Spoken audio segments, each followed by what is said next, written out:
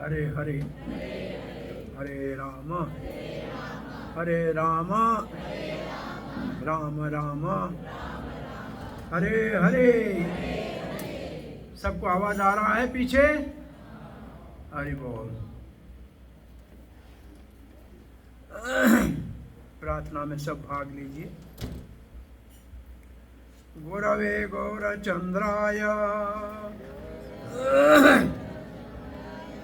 राधिकाय तदालये कृष्णाय कृष्ण भक्ताय तद्भक्ताय नमो नमः। ओम नमो भगवते वासुदेवाय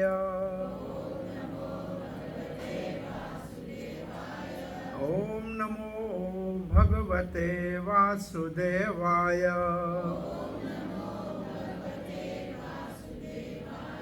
ओम नमो भगवते वासुदेवाय।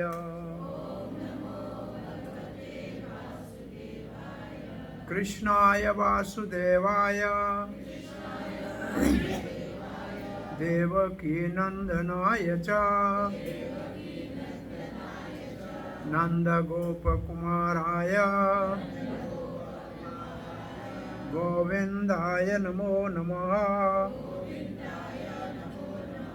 नमो महावदन्याय कृष्ण प्रेम प्रदायते कृष्णाय कृष्ण चैतन्य नामनि गौरात्वेषे नमः। रामाय रामचंद्राय रामभद्राय वेदसे रघुनाथाय नाथाय सीताय पतये नमः। जय श्री कृष्ण चैतन्य प्रभो नित्यानंद श्री अद्वैत गदाधर शिवासादि गौर भक्त वृंदा। हरे कृष्णा कृष्णा कृष्णा हरे हरे हरे राम राम राम हरे हरे। मनोज्वम मारुतुल्य वेगम जितेन्द्रियां बुद्धिमतां वरिष्ठं वातात्मजं वानरयूथ मुख्यं श्रीरामदूतं शिरसे नमामि। जय श्री राम। ये गोवर्धन भगवान श्री कृष्ण के लीलाओं के ऊपर आधारित क्षेत्र जो मॉरिशस में आपने सब भक्तों ने मिलकर बनाया है, इसे प्रभु जी के सानिध्य से, सहयोग से, आप लोग के सबके सहयोग से, और भी जो वरिष्ठ भक्त कृष्ण भावना अमृत संघ के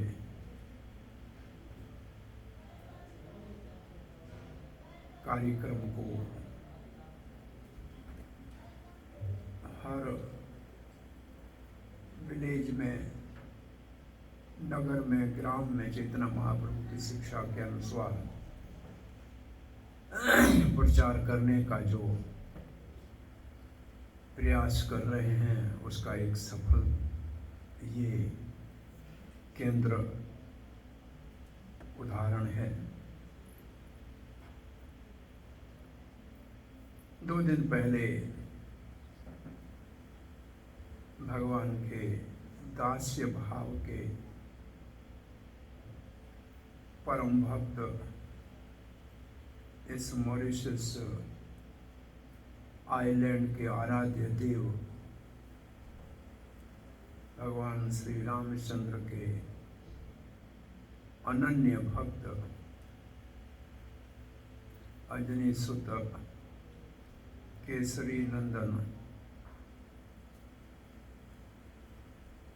बजरंगबली हनुमान जी का प्रकट्य दिवस था। आज हम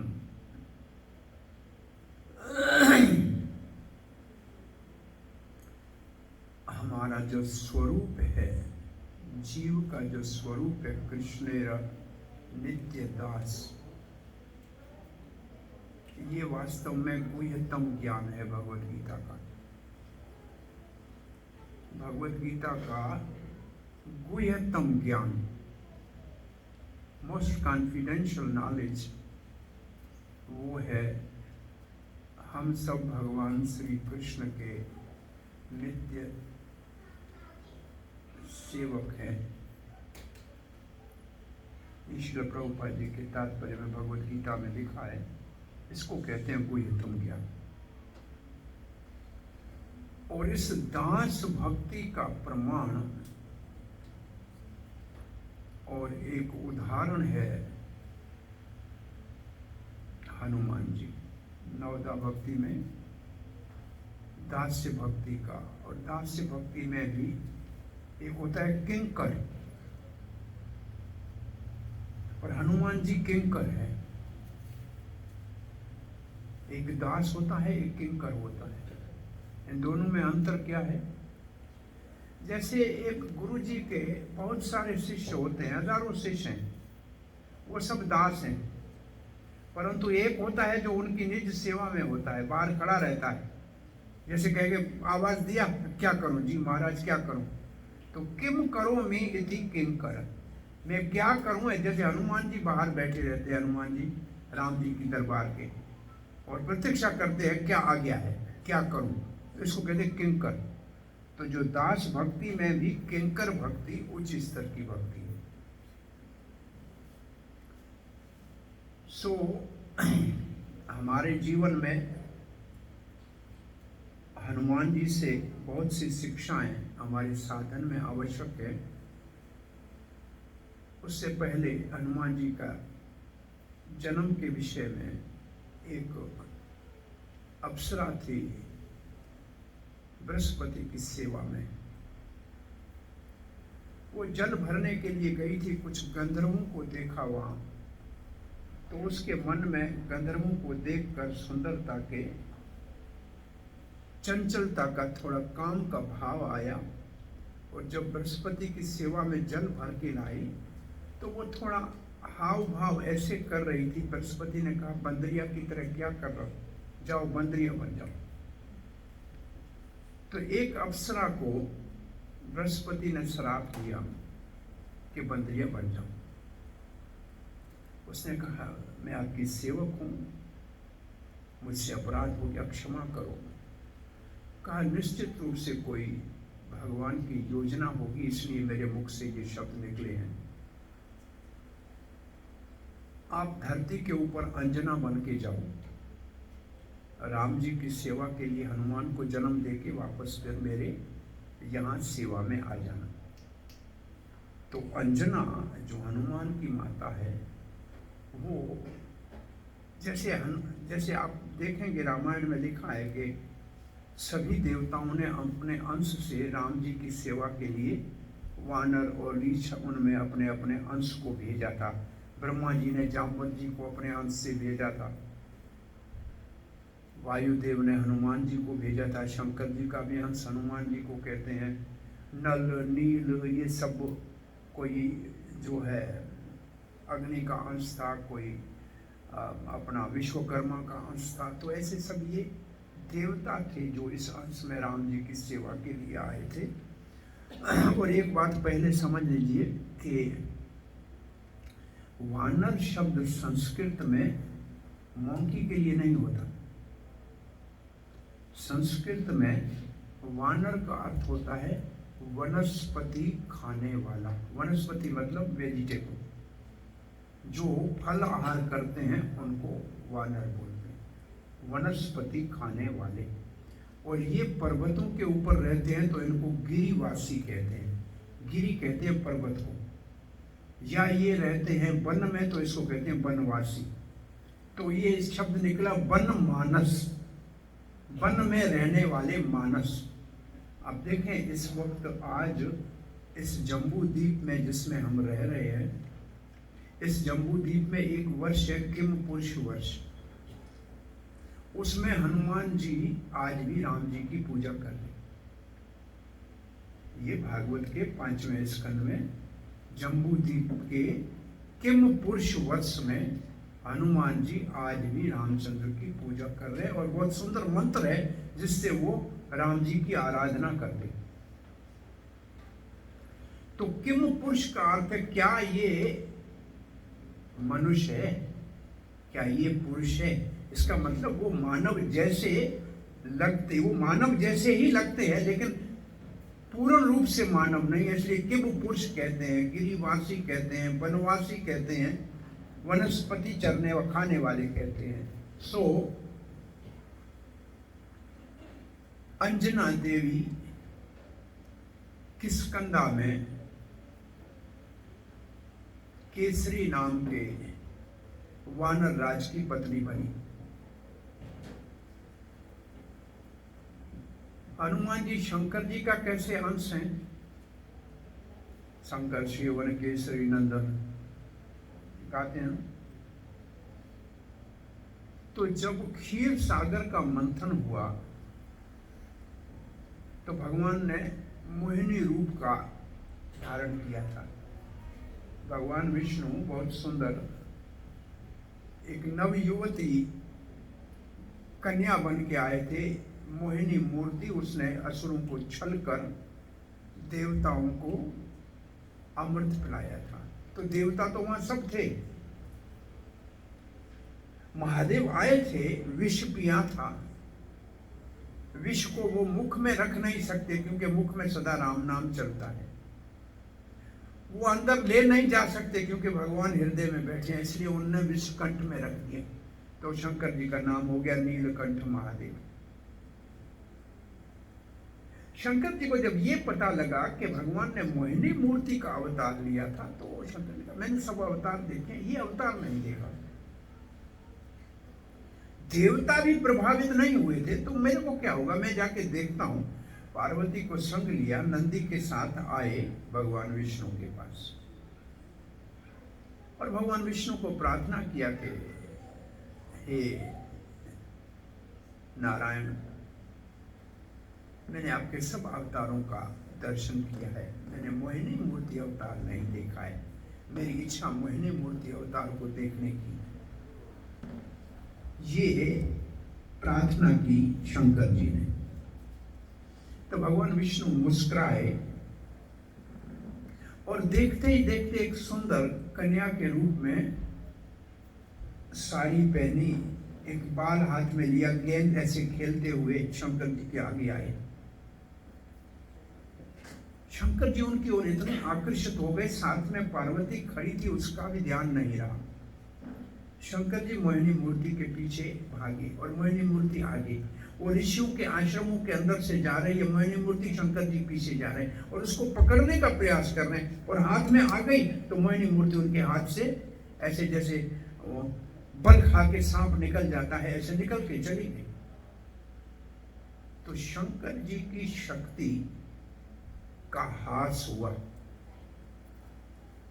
उस शक्ति को सप्त ऋषियों ने एक मटके में, घट में, कुंभ में सुरक्षित करके रखा कि शंकर जी की ये शक्ति किसी उद्देश्य से भगवान की लीला है, भविष्य में इससे कोई बहुत कार्य होना है।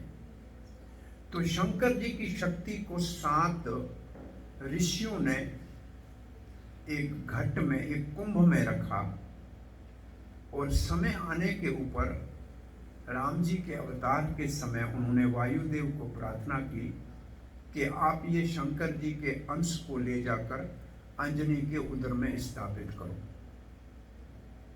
तो क्योंकि शंकर जी का अंश था इसलिए हनुमान को शंकर जी का अंश कहते हैं।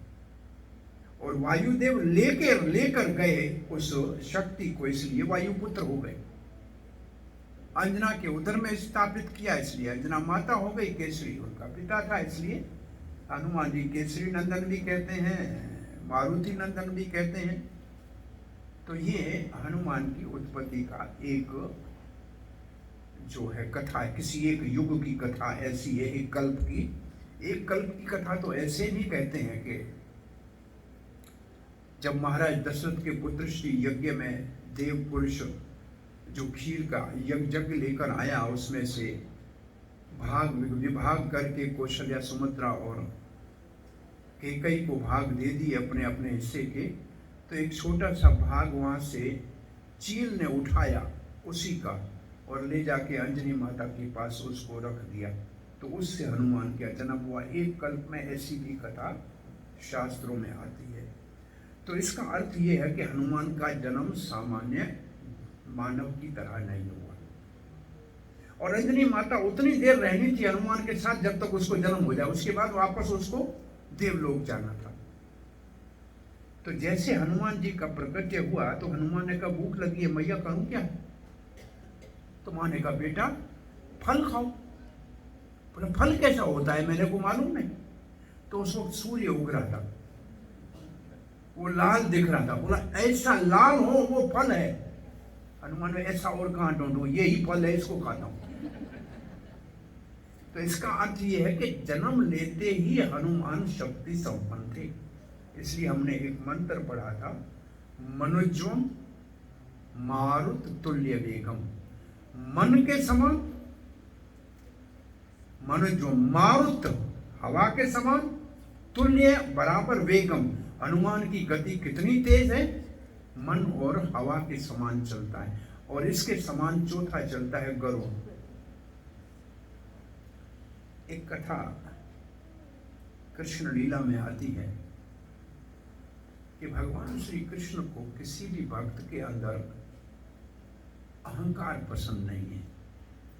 मैं बड़ा हूं ऐसा झूठा अहंकार उसको पसंद नहीं है। तो द्वारका में जब भगवान रह रहे थे तो सत्यभामा समझती थी मैं सबसे ज्यादा सुंदर और भगवान की प्रिय रानी हूं। सुदर्शन चक्र समझता था मैं ही रक्षा करता हूं। और गरुड़ समझता था मुझसे कोई तेज चलने वाला नहीं।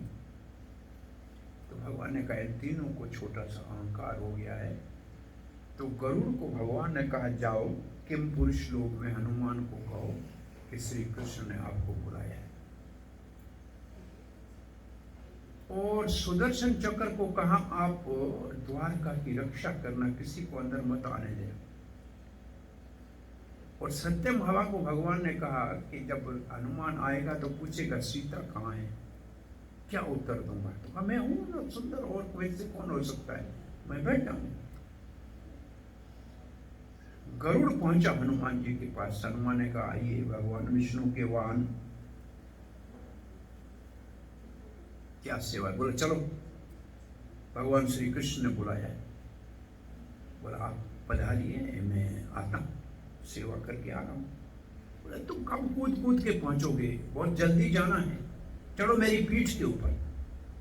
हनुमान ने कहा भगवान जिसके ऊपर आरोहण करते हैं, भगवान का जो वाहन है उसके ऊपर मैं सेवक कैसे चलूं? इसका मतलब इसको अहंकार हो गया है। भगवान ने किसी उद्देश्य से भेजा है। चलो और मैं आ जाऊंगा। बहुत जिद करने लगा। हनुमान ने ऐसे गरुड़ को पकड़ा, ऐसे समुद्र में फेंका। हनुमान ने वहां से जंप लगाई और सीधा द्वारका पहुंचे। तो सुदर्शन चक्र नहीं जा सकते अंदर। भगवान ने बुलाया, गरुड़ बुलाने के लिए आया था, मैं आया हूं इसलिए प्रवेश कर। बोला नहीं जा सकते। भगवान ने कहा, हनुमान ने कहा ये सुदर्शन चक्र मुझे रोक रहा है, कोई कारण होगा भगवान का, मान नहीं रहा है, मैं भगवान के से। सुदर्शन चक्र को हनुमान ने ऐसे पकड़ा, दांतों के बीच में दबा दिया तब से सुदर्शन चक्र चिपटा हो गया ऐसे, दांतों में चक्र को दबा दिया। हनुमान सीधा सत्यभामा के महल में उतरा, प्रणाम किया भगवान को। भगवान ने कहा, बताइए बजरंगबली क्या समाचार है? तो बोल नहीं पा रहे क्योंकि मुख में सुदर्शन चक्र पड़ा है, बोले कैसे? बोला बोलिए। तो ऐसे करके बाहर निकाला बेचारा सुदर्शन चक्र, लज्जित होकर एक तरफ बैठ गया। भगवान सिर्फ मुस्कुराए। हनुमान कहते आपको प्रणाम है भगवान, किशोरी सीता कहाँ है? ये किसको साथ में बिठाया है?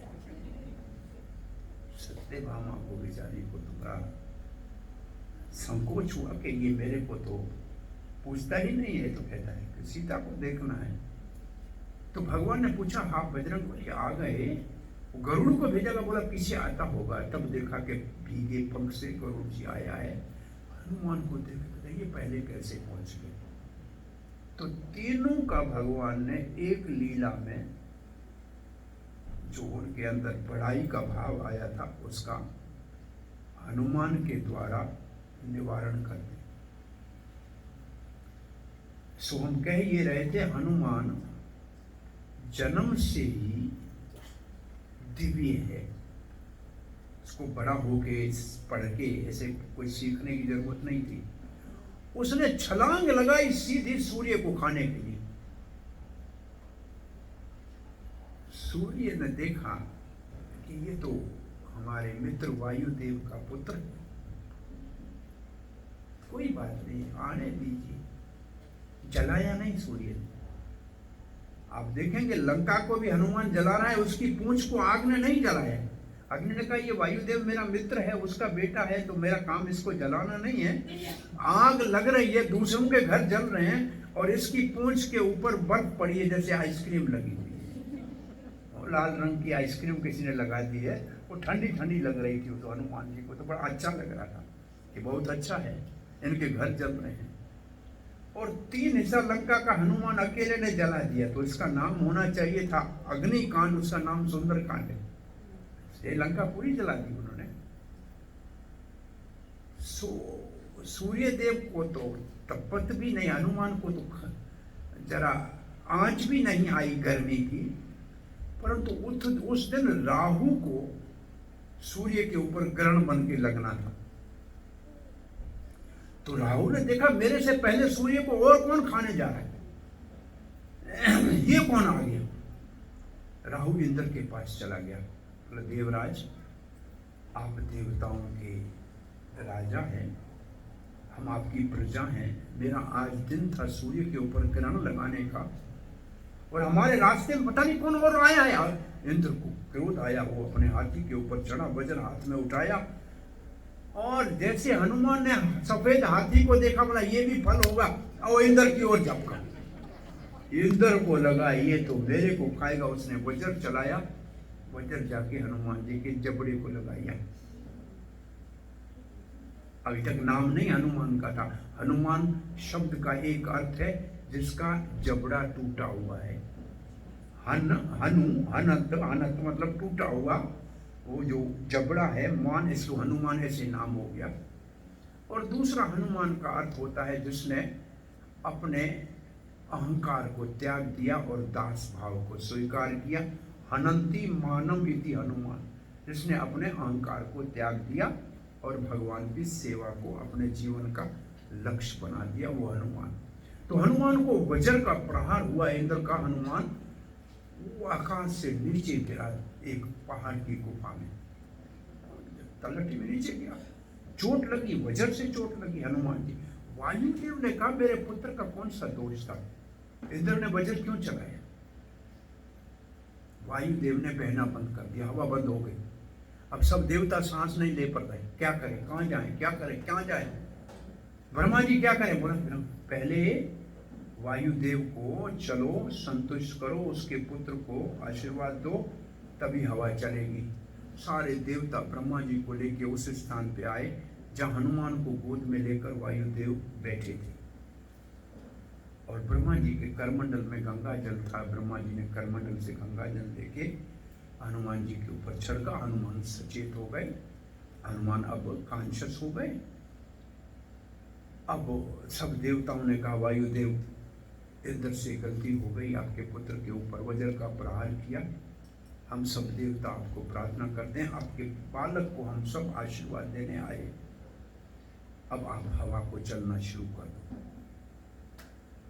तब सूर्य देव ने कहा, मेरा 1% तेज में हनुमान को देता हूं। ब्रह्मा ने कहा, ब्रह्मास्त्र हनुमान आपको स्पर्श भी नहीं करेगा, आप ब्रह्मास्त्र के बंधन में कभी नहीं आएंगे। इंद्र ने कहा, अब आपके अंग वज्र के हो गए, मेरे वज्र से आपको कोई चोट कभी नहीं लगेगी। तो नाम हो गया वज्र अंग। वज्र अंग फिर के बजरंग हो गया, वज्र से वज्र हो गया। और फिर ब्रह्मा जी ने भी आशीर्वाद दिया, अपने इच्छा से रूप बदल सकते हो, आरोग्य रह सकते हो। ऐसे सब देवताओं ने बहुत सारे आशीर्वाद दिए हनुमान जी को। छोटा सा हनुमान था, आशीर्वाद बहुत सारे मिल गए और ये उदंड हो गया, छोटा सा बच्चा। और ऋषियों के आश्रम में जाए, किसी ऋषि को ऐसे करके ऊपर उठाए बैठे बैठे को, वो आकाश में जाए फिर छोड़ दे, नीचे गिर जाए। किसी की पूजा की सामग्री लेके फेंक दे। अब तो सारे ऋषि परेशान हो गए। एक कथा में लिखा है कि सुबह के सवेरे उठ के ऋषि को जाना था, शौच के लिए पानी लेके दरवाजे से निकलने वाला था। हनुमान जी ने एक शेर को एक चीते से पूंछ में बांधे उसके दरवाजे पे खड़ा कर दिया। उसने बोला, जाए कैसे बाहर सुबह सुबह बेचारे? उसने बोला, खिड़की से जाऊं, तो खिड़की के ऊपर एक और चीता बांध दिया। तो हनुमान ऐसे काम करने लगा। सबने केसरी को कहा कि ये आपका बेटा हमारे को तो बहुत परेशान करता है। और सब ऋषि ने कहा, तुम्हें शराब देते हैं हनुमान, तुम्हारी सारी शक्ति तुमको भूल जाए, जब तक कोई याद ना दिलाए तब तक ये शक्ति तेरे काम ना आए। इसलिए हनुमान जी के इतने सारे आशीर्वाद थे वो सब। और केसरी को जब सबने शिकायत दी तो कृष्ण ने कहा, केसरी ने सोचा कि बच्चे को पढ़ने के लिए भेजना चाहिए, बड़ा हो गया है, अब उदंड हो गया है। 4-5 साल के बच्चे होते हैं, बड़े उदंड हो जाते हैं, इसको स्कूल भेजते हैं तब माँ बाप की जान छूटती है, नहीं तो ये घर में परेशानी का। और छुट्टी एक दिन होती है वो भी बहुत, और 2 महीने वाली छुट्टी में तो बच्चे माता पिता के लिए बहुत बड़ा आनंद परेशानी का कारण बनते, सारा दिन उदंड होते हैं। असल में क्या है कि उनका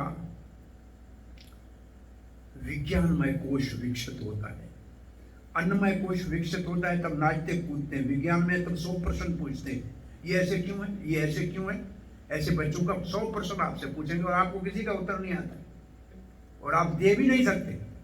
वो ऐसे पूछेंगे, आप क्या करेंगे? चंद्र के ऊपर काला निशान क्या है, क्या करूं, क्या करूं? कुछ नहीं कह सकते। वो कृष्ण ने पूछा गोपियों, ये देखो ऊपर क्या है? गोपियों ने कहा, ये वो माखन का एक बड़ा लोंडा है, मेरे को यही माखन खाना है, मैया मैं वो माखन खाऊंगा। अरे मैया ने कहा, बेटा देखो उसके ऊपर विष लगा हुआ है, ये विष का बंधु है, समुद्र से निकला है, इसलिए इसको कोई नहीं खाता क्योंकि विष लगा हुआ है। अच्छा मैया इसको नहीं खाते, मेरे को ये चाहिए। कृष्ण कहता, मुझे यही चाहिए, खाऊंगा नहीं तो देखूंगा। अब मैया बहुत परेशान हो गई।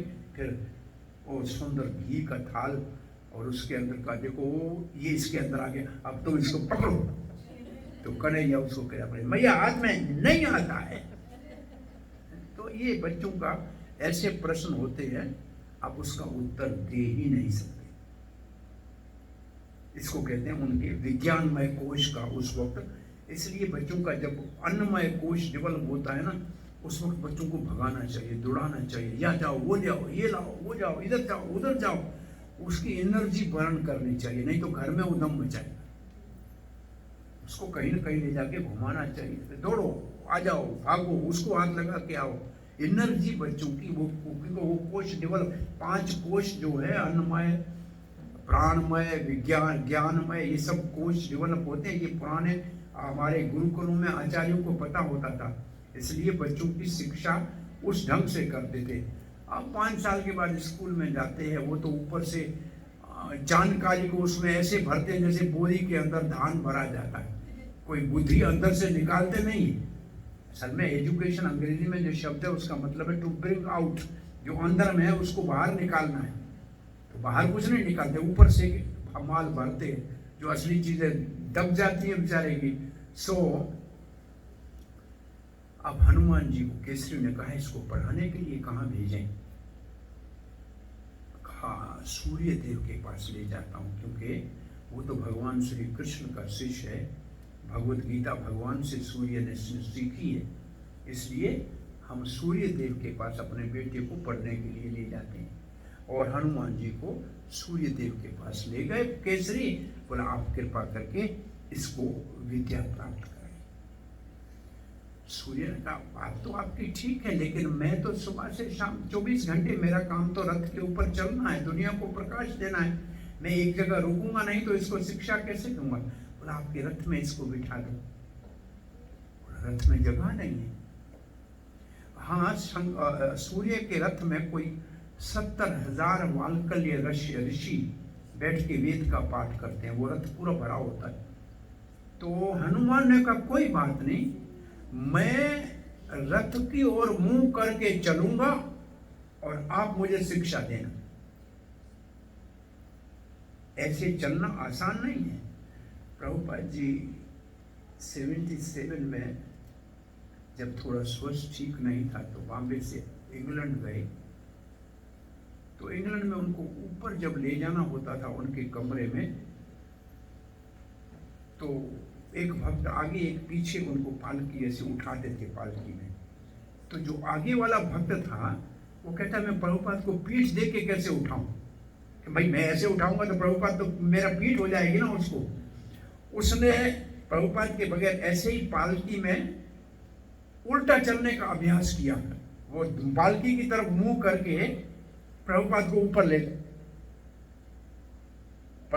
प्रभुपाद की तरफ मुंह करके उल्टा चल के ऊपर चल, सीढ़ी में ऊपर चढ़ता था पीछे से उल्टा। तो उसने बहुत बड़ा अभ्यास किया। तो ये हनुमान ने ऐसे अभ्यास किया, सूर्य के रथ के सामने सूर्य की तरफ मुंह करके चलना। 1 वर्ष तक सूर्य ने हनुमान को शिक्षा दी। इसलिए हमने दूसरी लाइन में क्या पढ़ा था? मनोजो मार तुल्य जितेंद्रियाम बुद्धिमताम वरिष्ठम। बुद्धिमानों में सर्वश्रेष्ठ है हनुमान जी, बुद्धिमताम वरिष्ठम। बुद्धिमताम मतलब बुद्धिमान जो है, उसमें वरिष्ठ का मतलब सबसे अग्रगण्य है, सबसे मोस्ट इंटेलिजेंट पर्सन। पहली बार हनुमान जी का और रामचंद्र का, लक्ष्मण और रामचंद्र के साथ भेंट हुआ है। शबरी माता को भगवान दर्शन देके पंपा सरोवर से आगे बढ़े हैं तुंगभद्रा नदी के किनारे पे। तो उसके दूसरे तट पे उसके दूसरे तट पे ऋषिमुख पर्वत है। आप लोग कभी भारत जाएं तो एक बार किष्किंधा का दर्शन करने जाना। कभी कोई गया है? किष्किंधा नहीं गया तो किष्किंधा दर्शन करने जाइए। वहाँ किष्किंधा में हनुमान का जन्म स्थान है, पर्वत है ऊपर, उसको कहते हैं, उसके ऊपर हनुमान का जन्म स्थान है। उस पर्वत के नीचे ही पंपा सरोवर है और वहाँ से एक पगडंडी जाती है सबरी का आश्रम है, मतंग ऋषि का, जहाँ सबरी रहती थी, वो जहाँ रामचंद्र चल के गए थे। और वहाँ से थोड़ा चलेंगे आगे तो तुंगभद्रा नदी बहती। उसके दूसरे तरफ ऋषिमुख पर्वत है जिसके ऊपर सुग्रीव के 4 मंत्रियों के साथ हनुमान जी रहते थे। और फिर कौन सी गुफा में बाली गया था वो गुफा भी वहाँ है। और वो क्षेत्र को देखेंगे ना, तो बड़े बड़े पत्थर, इतना छोटा पत्थर उसके ऊपर बड़े पत्थर रखे, जैसे कि ये सारे लोग यहाँ कैसे अपने मन से जैसे आए वैसे बनाया है पूरे क्षेत्र को। तो ये किष्किंधा क्षेत्र, कभी जाओ भारत में, अभी आपको कभी इस चीज़ का अनुभव रहा नहीं है, आपने अभ्यास भी नहीं किया है। 2 साल पहले कुछ भक्तों ने हमको कहा था दुबई से कि हम रामायण यात्रा करना चाहते हैं, कि राम जी अयोध्या से चल के विश्वामित्र के साथ सिद्ध आश्रम गए, फिर जनकपुर गए जहाँ विवाह हुआ। तो वो सारे रास्ते में हम देखना चाहते हैं। और फिर भगवान जी वनवास के लिए निकले तो जिस रास्ते से गए उस रास्ते को देखना चाहते हैं। तो कोई 150-200 भक्त आए थे, उनके संग पहला भाग हमने पूरा किया था। अयोध्या से जिस रास्ते से विश्वामित्र लेके गए थे उस पूरे रास्ते से आगे चल के और राम जी का जहाँ विवाह होता है जनकपुर में, जो नेपाल में है, वहाँ तक की सारी यात्रा हमने एक बार उन भक्तों के संग की। अब दूसरी यात्रा जो है वो कैसे तमसा नदी के किनारे से होकर गंगा को पार करके और प्रयागराज में आते हैं रामचंद्र, फिर वहाँ से चित्रकूट आते हैं। बहुत सुंदर स्थान है चित्रकूट। आप में से कोई गया चित्रकूट? पद यात्रा एक बार चित्रकूट रुकी हुई थी, लोकनाथ परम पूज्य स्वामी महाराज भी वहाँ रुके हुए थे। हम 2-3 बार वहाँ गए हैं।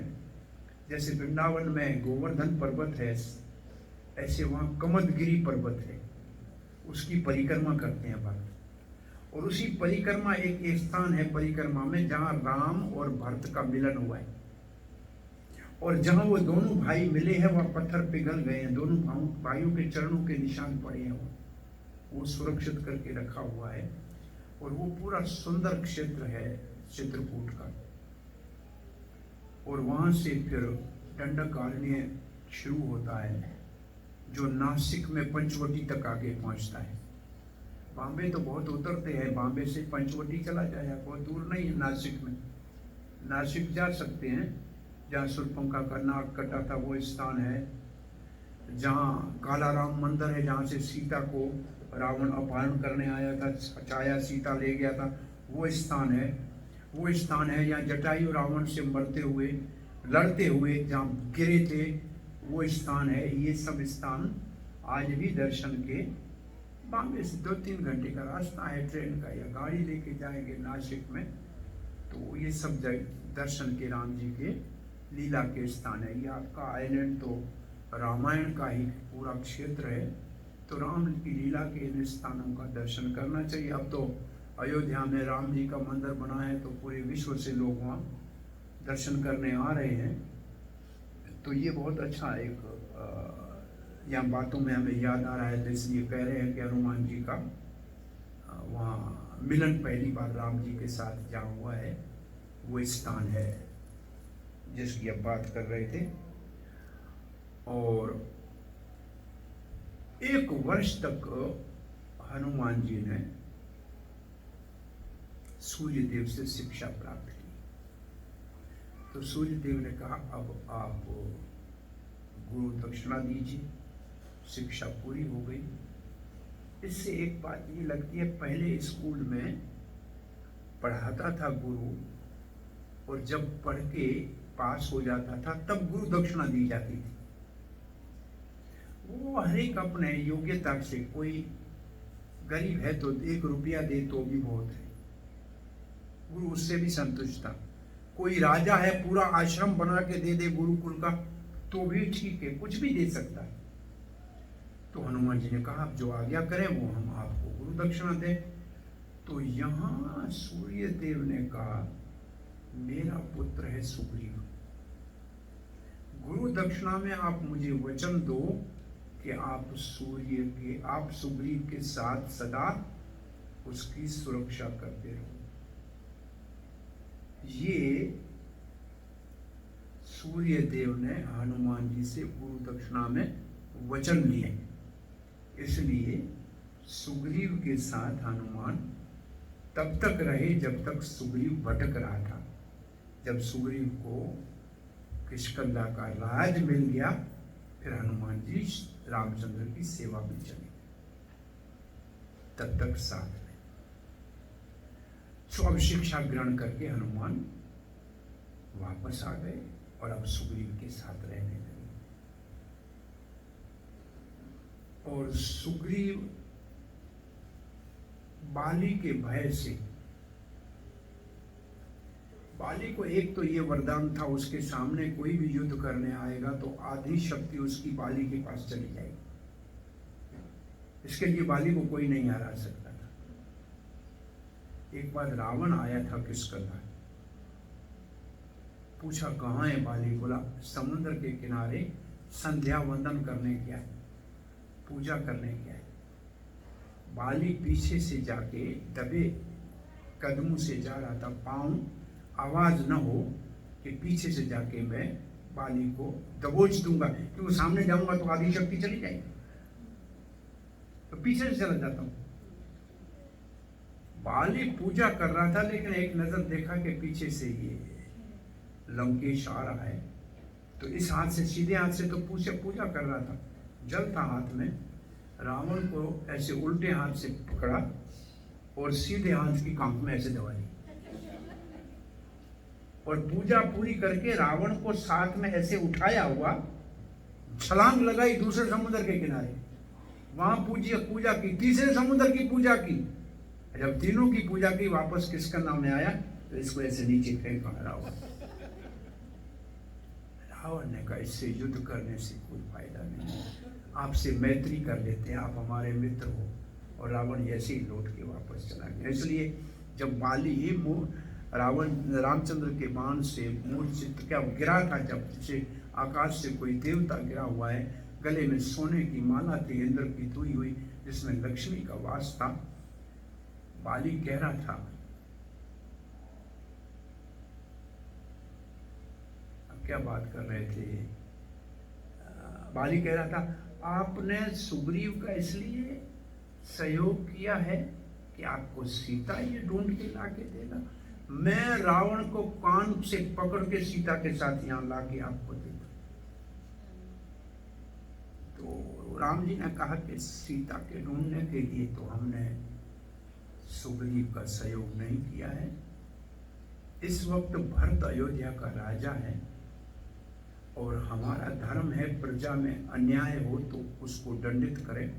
आपने अपने छोटी भाई की पत्नी रोमा को अपने पास पत्नी बना के रखा है, इसलिए आप मृत्यु दंड के भागी है, ये आपका सबसे बड़ा अपराध है। और तब बाली ने माना कि ये मेरा अपराध है। और फिर राम जी ने कहा आप तो जंगली हो, हम क्षत्रिय हैं, और जब हम मृग्या करते हैं, शिकार करते हैं, तो पेड़ के पीछे से वार करते हैं। भगवान भी सामने नहीं गए थे बलि के, बाली के, राम जी भी पेड़ से पीछे से वार किया था, क्योंकि उसके वचन की रक्षा भी करनी थी। भगवान भी मर्यादा का पालन अच्छी तरह से करते हैं कि दिया हुआ किसी भी देवता का वचन है उसका खंडन न होना चाहिए। सो सुग्रीव के साथ हनुमान, सुग्रीव भाग रहा था जगह जगह पे। फिर ये तो किष्किंधा के अंदर ही है ऋषि मुख पर्वत, ये तो बिल्कुल बाली के बिल्कुल सामने रह रहा था, जैसे ये इधर है और दूसरी तरफ घर के रह रहा हो, कोई नदी के दूसरे तट पे रह रहा था, मतलब यहां कैसे रह सकता था। तो इसका उत्तर हनुमान जी देते हैं कि एक बार बाली ने एक असुर का मरा हुआ शरीर जिससे रक्त निकल रहा था मतंग ऋषि के आश्रम में, यहाँ ऋषि मुख पर्वत पे फेंका, तो खून के छींटे जो पड़े, मतंग ऋषि ने श्राप दिया, जिसने ये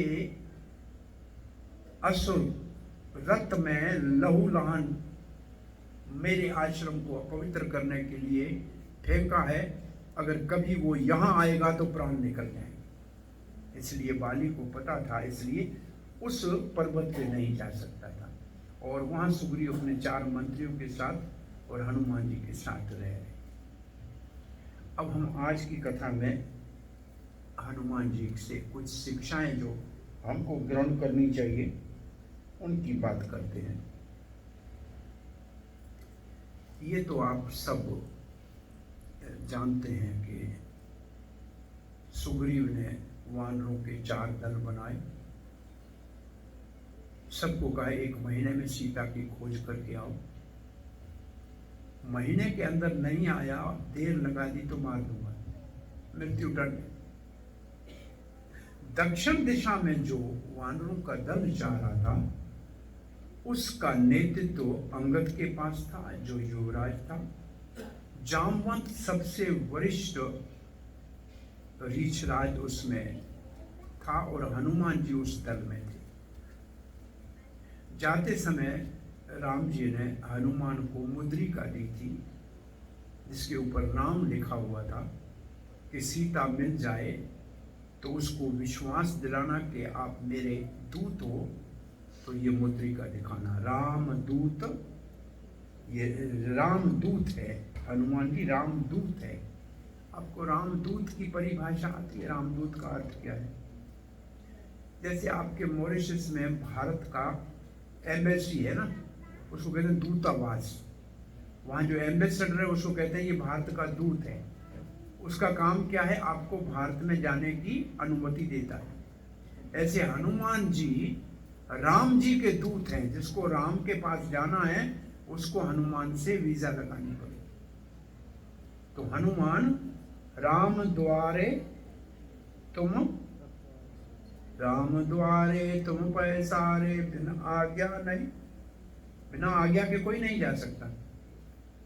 तो रामदूत अतुलित बलधाम, अतुलित बलधाम रामदूत है। उसके पास जो बल है उसकी किसी से तुलना की नहीं जा सकती। अतुलित बलधाम हेम शैलाब्दम। बहुत सुंदर हनुमान जी के प्रार्थना के मंत्र है ये। सो अब हम दक्षिण दिशा की तरफ में वो कथा आज नहीं करते हैं कि हनुमान जी ब्राह्मण के रूप में राम और लक्ष्मण से कैसे मिलने गए और क्या बात की, उसको विश्राम देते। तो दक्षिण दिशा वाला दल 1 महीना पूरा हो गया। अब वापस जाएगा तो सुग्रीव मारेंगे। और यहां हम पहुंचे जहां कुछ भी नहीं है, पर्वत है, सूखे पेड़ भी नहीं है, पानी भी नहीं है, भूख मर रहे हैं, जाए कहां?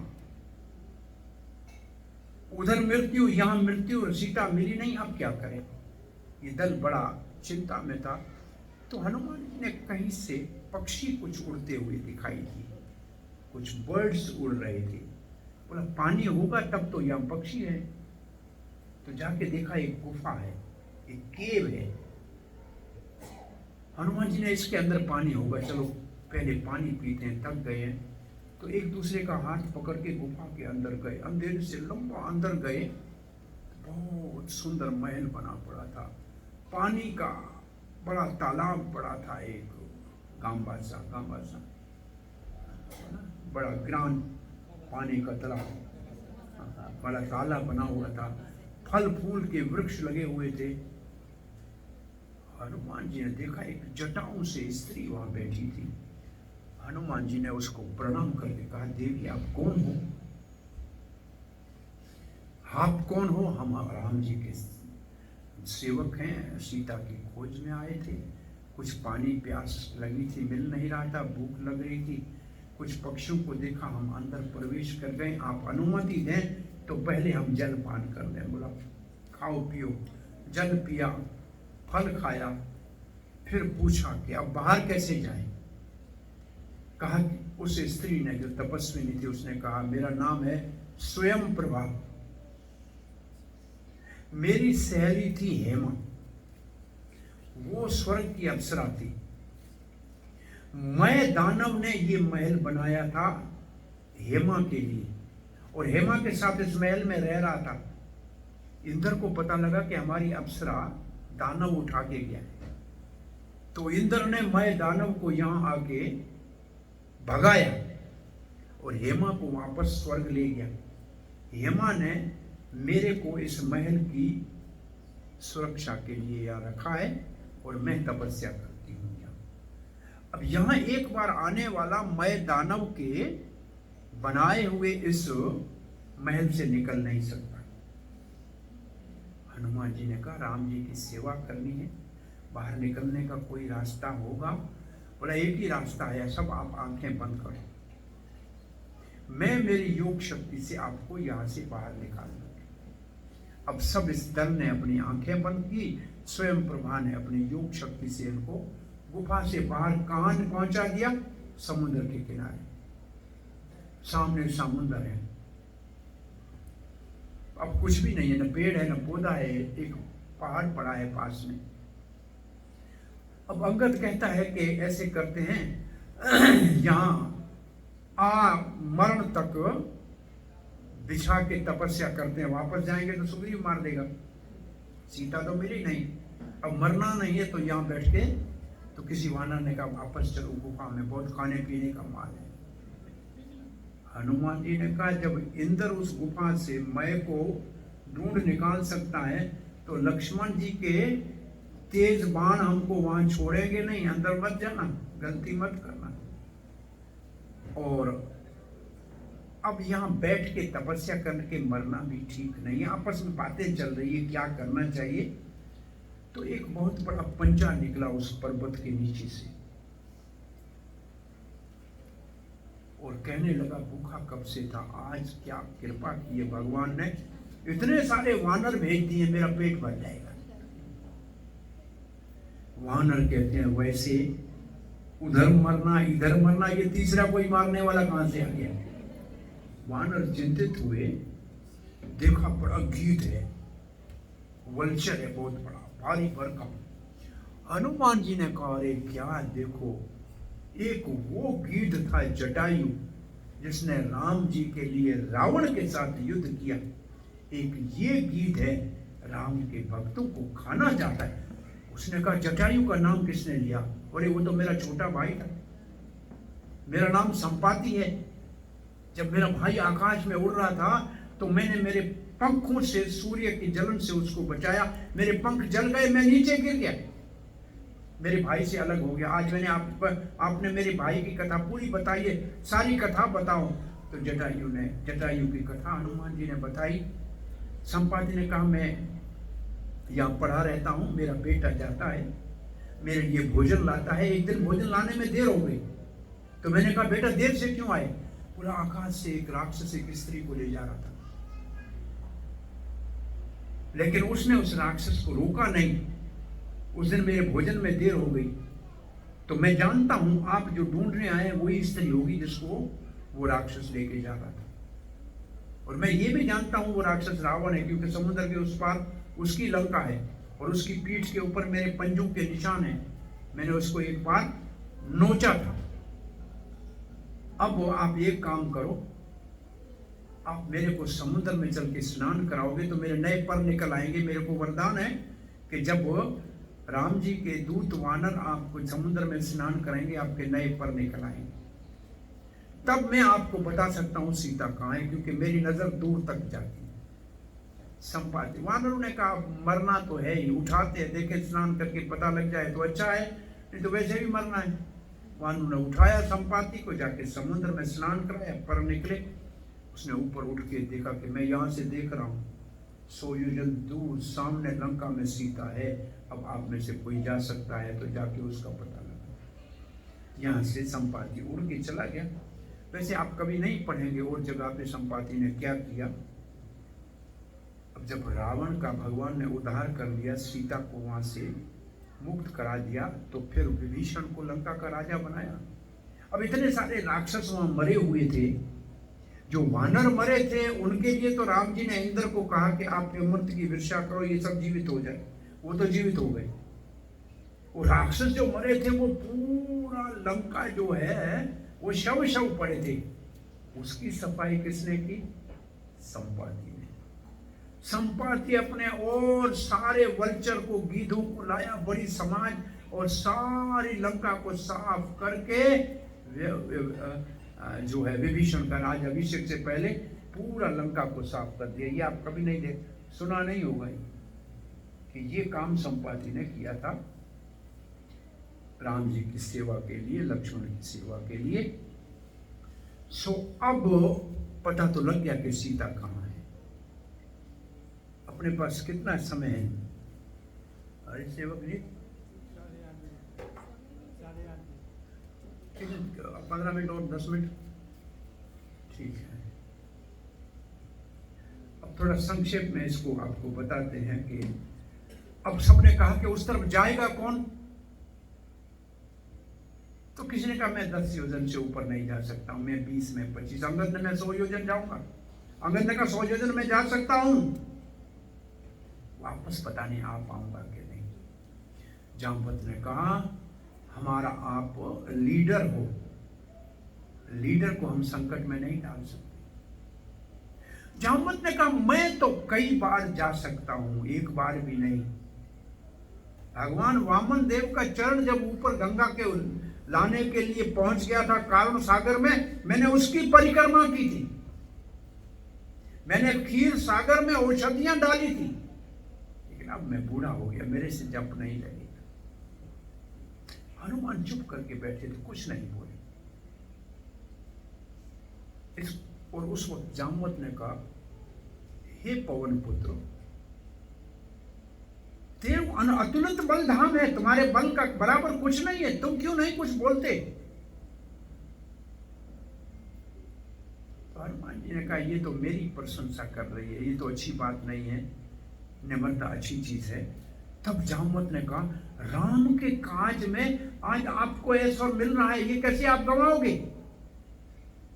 अब हनुमान ने कहा, राम के काज में, और जो शक्तियां भूल गई थी ऋषियों के शराब से, अब जामवत के याद दिलाने के ऊपर हनुमान में वो सारे देवताओं के वरदान, वो सारी शक्तियां एकदम प्रकट हो। यहाँ एक शिक्षा मिलती है, दो शिक्षाएं याद रखना। पहली, कोई भी काम हो तो बड़ों के सामने निम्रता से बैठा रहना चाहिए। बड़े जब आज्ञा दें और अनुमति और आशीर्वाद दें, तब काम करोगे तो सफलता मिलेगी। बड़ों की आज्ञा पालन करने और बड़ों को सम्मान देने से अभिवादनशीलस्य वर्धति चत्वारो, बड़ों के आदर करने से 4 चीजें जीवन में बढ़ती हैं। यश, बल, आयु, विद्या। आपका यश बढ़ेगा, फेम बढ़ेगा, बल बढ़ेगा, शक्ति बढ़ेगी, एनर्जी बढ़ेगी, विद्या एजुकेशन बढ़ेगी, और आयु लाइफ बढ़ेगी। पहले तो बड़ों की आज्ञा, अनुमति और आशीर्वाद से काम करना, और दूसरा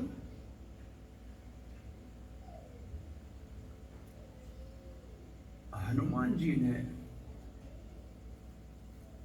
कहा कि आप सब यहीं रुकिएगा, मैं जा रहा हूं, समाचार लेके आऊंगा, तब हम सब साथ जाएंगे कि हम सब ने ये कार्य किया। इसका अर्थ है हमको साथ मिलके कार्य करना चाहिए। मैंने कार्य किया ऐसे कहना ठीक नहीं है, हमने कार्य किया ऐसे कहना चाहिए। ये हनुमान से 2 शिक्षाएं मिलती हैं कि हम सब साथ आए हैं, इसको टीम स्पिरिट होना चाहिए, साथ मिलके काम करने का विचार होना चाहिए। अब हनुमान जी महेंद्र पर्वत के ऊपर चढ़ गए जो पास में था, और वहां राम जी के चरणों का ध्यान करके कहते हैं, राम जी आपके हाथ में तो धनुष है, और उससे बाण चलता है, वो जाके अपने लक्ष्य को भेद कर वापस आपके पास आता है।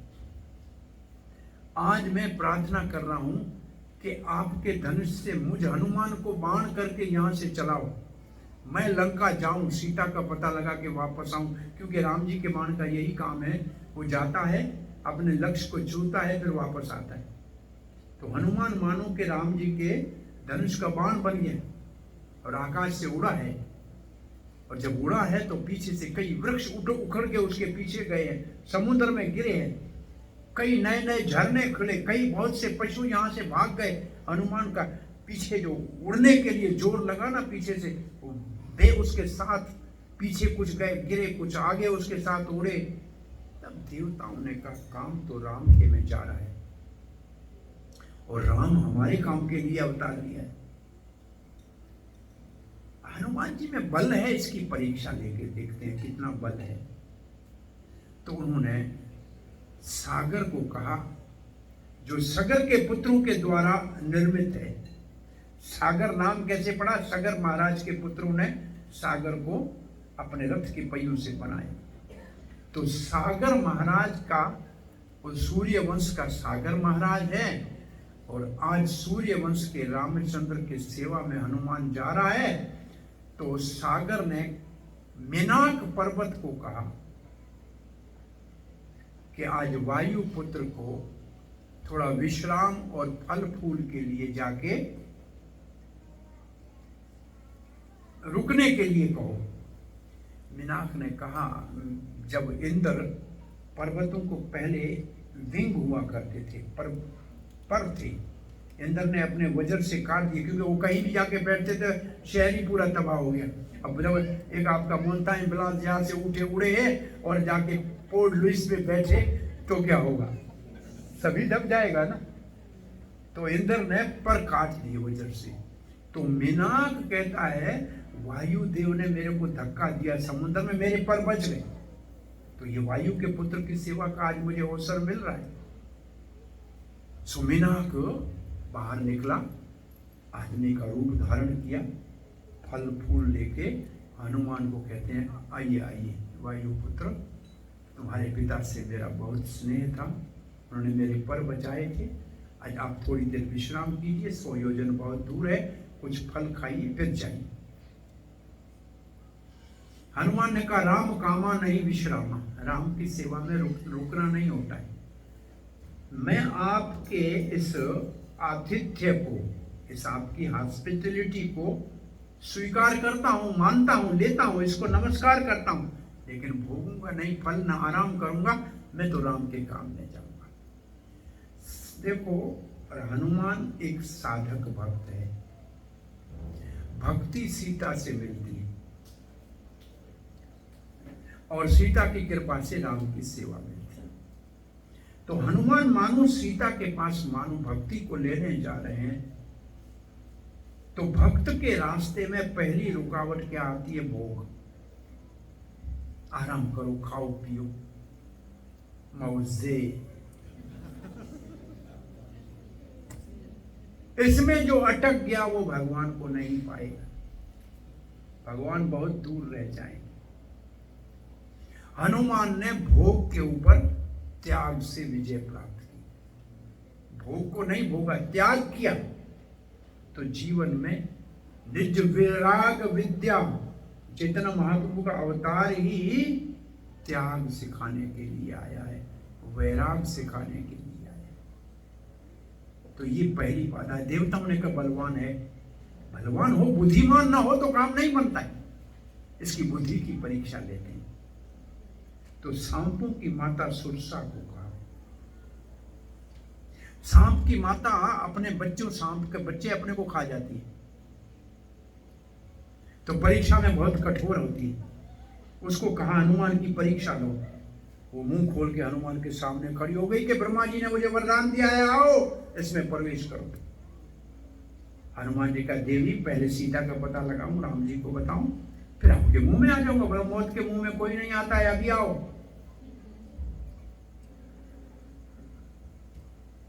हनुमान जी ने कहा, देवी तुम्हारा मुंह इतना छोटा, मैं इतना बड़ा, बड़ा मेरा विराट रूप है, कैसे इसमें आऊंगा? तो सुरसा ने मुंह बढ़ा दिया। हनुमान और बढ़ गए, सुरसा और बढ़ गई, हनुमान और बढ़ गए। अब हनुमान इतने छोटे बने, सुरसा के मुंह के अंदर गए, बाहर निकल के आए। बोला अब आपका वचन पूरा हो गया। सुरसा कोई मारने तो आई नहीं थी, परीक्षा लेने आई थी। देवताओं ने कहा बुद्धिमान है, लेकिन ये भक्त के रास्ते में कौन सी रुकावट है? झूठा अहंकार। मैं बड़ा हूं, 15 साल से बंद है इस कान में हूं, क्या समझते हो तुम अपने आप को? अरे मैं 25 साल से हूं, तुम कब कल के आए हो मेरे से ऐसे बात कर रहे। एक सुरसा मुंह बढ़ाएगी, हनुमान मुंह बढ़ाएगा। ऐसे भक्तों के अंदर हमेशा एक दूसरे से कंपटीशन रहती है, ये भक्ति में आगे नहीं बढ़ सकते। इसके ऊपर हनुमान ने कैसे विजय प्राप्त की? छोटा बनकर। जो जीवन में छोटा बनेगा, निम्रता से अपने आप को बनाए रखेगा, वो इस बड़े से बड़े अहंकार से छूट जाएगा। कभी उदाहरण देते हैं कि मानो यहां से कोई मुझे मिठाई बना के दे दे और एक उसमें छोटी सी फोमी छोटी, उसमें बैठ जाए, तो वो यहाँ से बिना वीजा, बिना टिकट के वृंदावन पहुंच जाएगी कि नहीं पहुंच जाएगी? वृंदावन पहुंच जाएगी कि नहीं पहुंच जाएगी? पहुंच जाएगी ना। तो हम कोई छोटे बन जाएंगे ना, तो कोई महात्मा साधु हमको सीधा गोलोक लेके चला जाएगा। और बड़े बने रहेंगे तो यहाँ अटके रहेंगे। छोटा बनना बहुत बड़ी बात है। तो निम्रता से हनुमान ने अहंकार के ऊपर विजय प्राप्त की। तब तीसरी बाधा आई सिंह का। छाया ग्रहणी, हनुमान की छाया को पकड़ लिया। हनुमान कहते हैं उड़ नहीं पा रहा हूं, हुआ क्या? नीचे देखा, राक्षसी ने उसकी छाया को पकड़ा है। छाया काले रंग की होती है, छाया ब्लैक होती है। ये क्या कौन है सिंह का? हमारी साधना में कौन सी रुकावट है? एनवियसनेस। दूसरे में दोष देखना, दोष काला ही होता है ना। तो किसी में दोष देखना, एनवियसनेस, ये भक्ति की तीसरी रुकावट है। हम किसी के अंदर बुराइयां ढूंढते रहेंगे तो भगवान नहीं मिलेंगे। ध्रुव महाराज अपनी मासी सुरुचि से अपमानित होके अपनी मां सुनीति के कहने से बन जा रहे थे भगवान को ढूंढने। तो मां सुनीति ने कहा, बेटा रुको, तुम्हारी मां ने तुम्हें बुरा भला कहा है, उसके लिए तुम्हारी दिल में एनवियसनेस है, जलन है। Are you envious? आपके द्वेष है मन में, हेट्रेड है? बोला यस। ध्रुव ने कहा है। बोला बेटा फिर भगवान नहीं मिलेगा, पहले इसको निकालो तब भगवान तुमको मिलेगा। सो हनुमान ने इस तीसरी रुकावट के ऊपर से छलांग लगाई, सीधी सिंहका के हृदय में चले गए। तीर उसका दिल को चीर के फाड़ के समुद्र में मार के फेंक दिया। ईर्ष्या को जड़ से जब तक खत्म नहीं किया जाएगा तब तक भक्ति में आगे भगवान के चरणों की प्राप्ति नहीं हो सकती। गीता में भगवान कहते हैं दिव्य ज्ञान को प्राप्त करने का अधिकारी कौन नहीं है? जो मुझसे ईर्ष्या करता है।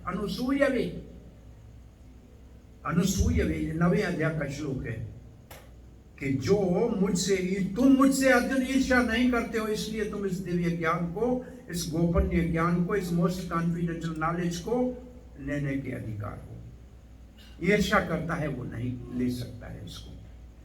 तो ये तीसरी बाधा भक्त के रास्ते में है, ईर्ष्या। इसके ऊपर विजय कैसे प्राप्त करेंगे? उसको जड़ से निकालकर। अब हनुमान जी जाके सीधा त्रिकूट पर्वत पे उतरे हैं, शाम का इंतजार कर रहे हैं। शाम को हनुमान छोटा सा मार्जर का मतलब बिल्ली जितना रूप धारण किया, दीवार के ऊपर लंका की चढ़े। लंका की वास्तु देवी लंकनी ने कहा, ए चोर कहां जा रहा है? हनुमान ने कहा, चोर कौन है? अरे चोर तेरा स्वामी है, सीता को अपहरण करके आया, मैं तो ढूंढने जा रहा। लेकिन उसने कहा नहीं जा सकते। हनुमान को खींच के बोला नीचे उतरो। हनुमान ने देखा ये ऐसे नहीं माने, इसके लिए क्या करो? एक उल्टा ऐसे हाथ जबड़े को मारा, खून निकला, नीचे गिरी लंकनी। कहा कि ब्रह्मा जी ने मुझे कहा था कोई वानर आपको परास्त करे, आपके मुख से रक्त निकले तो समझना लंका नाश हो जाएगी। अब बेटा तुम जाओ, सफलता का आशीर्वाद देती। ये है चौथी बाधा भक्त के रास्ते, फॉल्स प्रोपेगेंडा। आप यहां कथा सुनने आओ, ये नौजवान बच्चे भक्त बन जाएं, चोटी रखें, तिलक लगाएं, माला हाथ में लें, तो परिवार वाले, घर वाले, मित्र कहते लड़का खराब हो गया, लड़का बिगड़ गया, क्या करता है? रोज मंदिर जाता है, क्या करता है? हरे कृष्णा जपता है। तो क्या चाहते हो? तुम्हारा बच्चा शराब पीने जाए, चोरी करे, बदमाशी करे, वो अच्छा है? हाँ भाई, अच्छा क्या है? भाई चोर कौन था? रावण के हनुमान? रावण चोर था और लंकनी कह रही हनुमान तुम चोर हो। तो आप भक्त बनते हैं तो आपके पुराने साथी मित्र कहते हैं तुम बिगड़ गए, हम हमारे काम के नहीं हैं। तो बिगड़े तो वो हुए हैं, हम कहां बिगड़े, हम तो सुधर रहे। तो ऐसे जब कोई लोग आपको कहे तो हनुमान जी का ध्यान रखना, उसको थोड़ा धक्का देना कि तू भले गर्क में जा, नरक में जा, लेकिन हम हरे कृष्णा को नहीं छोड़ेंगे। ऐसा आपका विश्वास पक्का होगा तो भक्ति आपको निश्चित रूप से मिलेगी, जैसे सीता हनुमान जी को मिल गई। अब एक बात कह के कथा को पूरा करते हैं। दो प्रकार के लोग इस संसार में होते हैं। एक भगवान की संपत्ति को भोगना चाहते हैं और दूसरे भगवान की संपत्ति को भगवान की सेवा में लगाना चाहते हैं। जैसे लक्ष्मी भगवान की संपत्ति, लक्ष्मी भगवान की, तो रावण जैसे लोग सीता जो लक्ष्मी स्वरूपा है उसको भोगने के लिए भगाते हैं। उनकी सोने की लंका भी समाप्त हो जाती। और दूसरे हनुमान जैसे लोग होते हैं जो सीता का पता लगा के राम जी को समाचार देके वापस राम जी से मिलाते हैं। इसका मतलब अपना धन भगवान की सेवा में लगाते। तो अब बताइए, दुनिया में एक होते हैं इंजॉइंग मेंटेलिटी वाले, रावण वाले जैसे, दूसरे होते हैं सर्विस एटीट्यूड वाले, हनुमान जैसे। तो हनुमान की तरह हमें लक्ष्मी को राम जी की सेवा में लगाना चाहिए, न कि रावण की तरह स्वयं भोगने की मूर्खता करनी चाहिए। सब कुछ समाप्त हो जाएगा।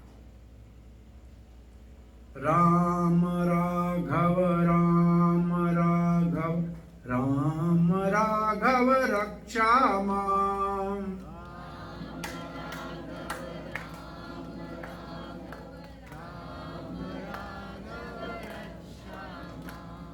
राम राघव राम राघव राम राघव रक्षा माम।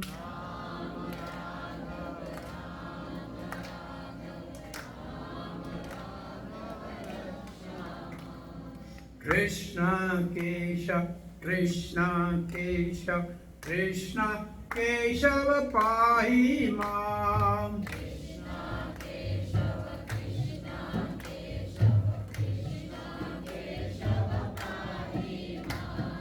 कृष्ण केशव कृष्ण केशव कृष्ण केशव पाहि माम।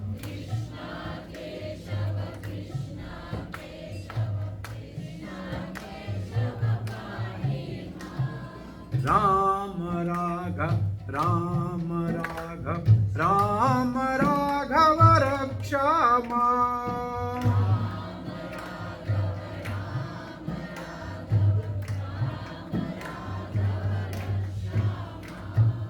राम राघव राम राघव राम राघव रक्षा माम।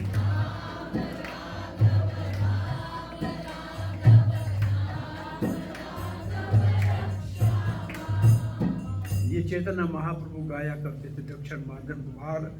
दक्षिण भारत के भ्रमण में महाप्रभु ये कीर्तन किया करते थे। कृष्ण कृष्ण कृष्ण कृष्ण कृष्ण है, राम राघव राम राघव रक्षा मम। कृष्ण केशव कृष्ण केशव पाहि मम।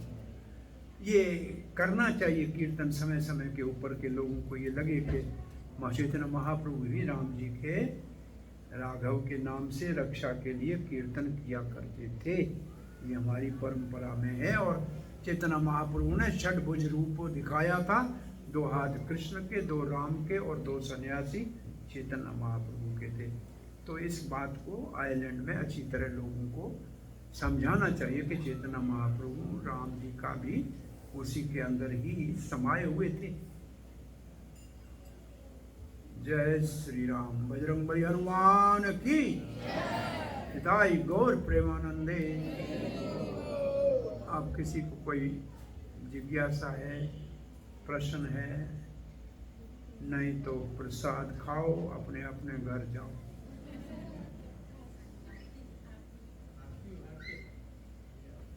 आरती कीजिए। जय